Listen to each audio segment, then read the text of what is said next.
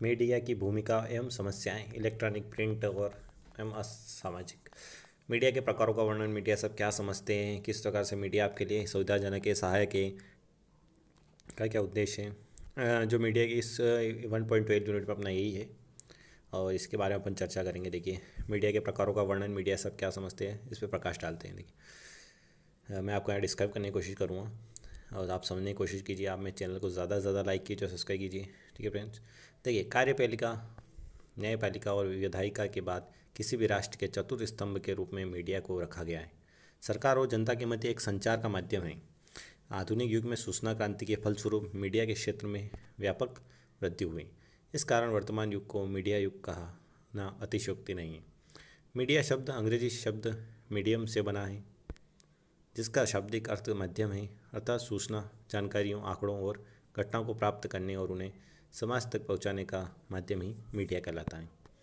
जैसे print media, electronic media, social media, अनेक type. इस प्रकार किसी भी राष्ट्र में मीडिया एक वास्तव की तरह भूमिका निर्वहन करने वाला संचार का एक ऐसा माध्यम है जो सरकार और जनता के मध्य एक सेतु के रूप में कार्य करता है। जैसे समाचार पत्र, टेलीविज़न, इंटरनेट आदि। प्राचीन काल से ही जनता से मुखातिब होने का सबसे महत्वपूर्ण साधन रहा है, जो समय अंतराल में कभी मितव्ययिता तो कभी खर्चीला साधन स्थापित हुआ है। परंतु वर्तमान में मीडिया को 3 भागों में विभाजित कर दिया गया है।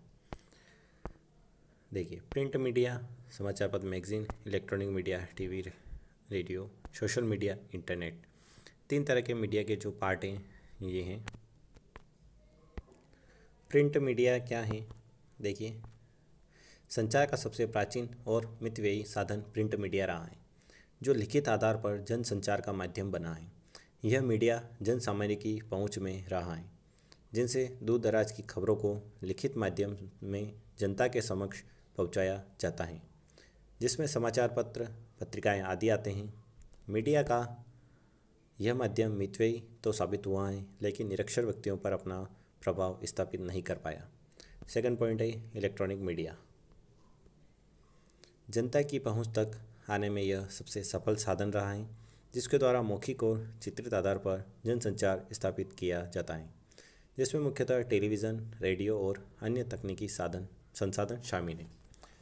यह माध्यम जहां अशिक्षित व्यक्तियों तक अपनी पहुंच बना सका है, वहीं यह महंगा होने के कारण आम व्यक्तियों की पहुंच से बाहर है। अगला पॉइंट है, देखिए, सोशल मीडिया।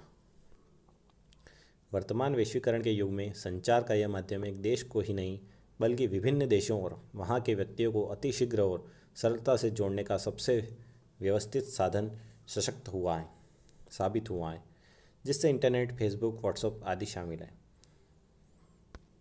यह साधन जहाँ मानव समाज को एक सूत्र में बांधने के लिए जहाँ हितकारी साबित हुआ है, वहीं पर यह खर्चीला होने के साथ ही समाज में अराजकता फैलाने में भी सहयोगी रहा है। सामाजिक उत्थान या महिला उत्थान पर मीडिया की क्या भूमिका रही है? देखिए, इसके ऊपर अपन टिप्पणी करेंगे, क्वेश्चन आता है एग्जाम में। तो देखिए, प्राचीन समय से ही नारी की निम्न स्थिति भी जिसे सुधारने में, सशक्त करने में, उसके उत्थान में मीडिया ने चौथे स्तंभ के रूप में अपना महत्वपूर्ण योगदान आलोचना के द्वारा भी किया है, जिससे व्यक्तियों में महिलाओं के प्रति सम्मान की भावना का विकास हुआ और उन्हें वर्तमान में प्रत्येक क्षेत्र में व्यक्तियों के समान अधिकार प्राप्त हुए हैं। जैसे सावधान इंडिया, क्राइम पेट्रोल। मीडिया एक संचार का माध्यम होता है जो एक वॉचडॉग की तरह कार्य करता है और यह समाज में चहुमुखी अपनी भूमिका को उजागर करता है, जो प्रिंट, इलेक्ट्रॉनिक या सोशल कोई भी एक माध्यम हो सकता है। मीडिया की चहुमुखी भूमिका में सामाजिक अपराध को कम करने में सबसे महत्वपूर्ण भूमिका साबित हुई है। मीडिया ने समाज को सुरक्षित करने के लिए समय समय विभिन्न आलेखों, विभिन्न प्रकार के कार्यक्रमों, जिसमें महिला अपराध, महिला सशक्तिकरण तथा समाज में व्याप्त अस्पृश्यता जैसी कुरीतियों का दमन करने में महत्वपूर्ण भूमिका निभाई है। वर्तमान में समाज को सजग करने और बढ़ रहे अपराधों पर अंकुश लगाने के लिए कुछ टीवी सीरियलों जैसे सावधान इंडिया, क्राइम पेट्रोल आदि के माध्यम से कुछ घटनाओं को जनता के समक्ष प्रस्तुत किया, जिससे अपराध में कमी होने के साथ ही जागरूकता का भी बढ़ावा मिला है। आज मीडिया सकारात्मक और नकारात्मक दोनों ही प्रकार से अपनी भूमिका का निर्वहन कर रहा है। लेकिन समाज के अपराधों को कम करने और जगत की व्यवस्थाओं से समय को परिचित कराने के मीडिया की सकारात्मक भूमिका स्पष्ट दिखाई दे रही है। इसलिए इसे राष्ट्र का चतुर्थ स्तंभ भी कहा गया है। वर्तमान में मीडिया के सामने आ रही समस्याएं मीडिया का आलोचना, फेक न्यूज़ का प्रकाशन, पित प्रकाशन, टीआरपी की महत्वाकांक्षा, अश्लील सामग्रियों का प्रकाशन, भ्रामक संदेशों का प्रकाशन, समाचार को तोड़ मरोड़ कर प्रकाशित करना, समाचारों में मिर्ची मसाला लगाकर प्रकाशित करना, प्रेस और विज्ञप्ति की स्वतंत्रता का दुरुपयोग, अन्य तरह की समस्याएं। उपरोक्त विवरण मीडिया को पूर्णतः आलोचनात्मक स्थापित करता है, लेकिन मीडिया को जहां नकारात्मक पक्ष हैं वहीं इसकी सकारात्मक को भी हम राष्ट्र की चतुर्थ स्तंभ की घोषणा के आधार पर देख सकते हैं कि वर्तमान में सामाजिक, आर्थिक, राजनीतिक परिवेश मीडिया पर ही निर्भर है। देखिए फ्रेंड्स, ये मीडिया जो इलेक्ट्रॉनिक मीडिया, प्रिंट मीडिया जो टॉपिक था अपना कंप्लीट हो चुका है।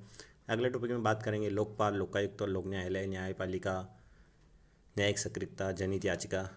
इसके बाद ये टॉपिक रहेगा।